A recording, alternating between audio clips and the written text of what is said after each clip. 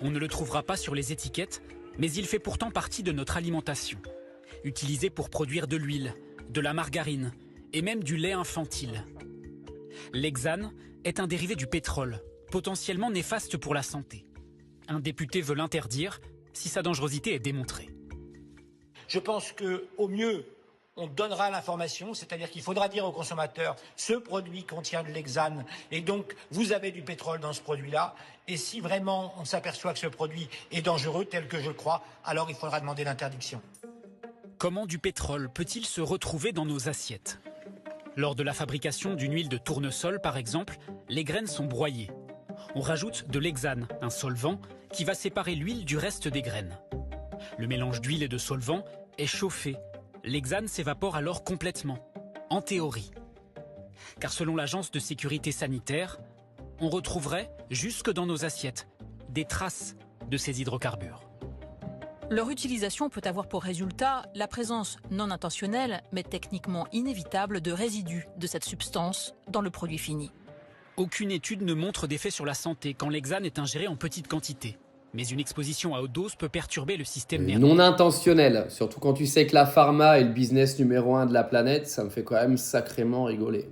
Enfin, on va pas rentrer dans des dérives complotistes comme certains les nommeraient.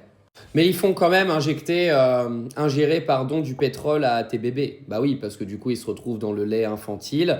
Il faut savoir que l'huile de tournesol est quasiment utilisée dans tous les produits que tu consommes. D'accord, hein, c'est une huile normalement bas de gamme, pas chère, qui est utilisée quasiment dans tout ce que tu manges. Enfin, c'est hallucinant. Savoir qu'en même temps, on a encore le gros scandale, vous savez, des eaux minérales, dont Perrier, qui est sacrément en danger aujourd'hui, où on vient nous expliquer qu'en fait, on nous empoisonne de A à Z depuis le début.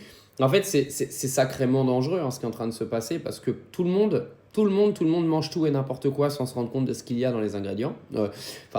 Moi, pareil. Je vous dis ça, je dis tout le monde, je me mets dedans. On bouffe tous de la merde. On va tous se retrouver avec des cancers à 53 ans. De toute façon, ils sont contents. Comme ça, ça fait marcher l'industrie pharmaceutique. Comme on dit toujours, il faut toujours rapporter de l'argent à ceux qui en veulent le plus. On sait très bien ce qui s'est passé en 2020. Je ne vais pas vous refaire un dessin. Mais sachez quand même que c'est la pharma qui se gave. Quand toi, tu ingurgites de la merde et que tu tombes malade, etc., eux, ils gagnent du pognon. Non, parce qu'il y a beaucoup de gens qui ont oublié en fait et qui croient que ces gens-là vous veulent du bien. Non, ces gens-là, ils veulent votre argent. Ils veulent rien d'autre. Tout est à base d'argent sur la planète. J'espère que tu n'as quand même pas cru que tous les produits que tu achètes dans les supermarchés, ils sont faits parce que tu les aimes bien. Non, ils sont faits parce qu'il y a un intérêt économique derrière. Enfin bref, maintenant, quand tu iras donner de la poudre à ton bébé, tu te diras qu'il a bouffé du pétrole.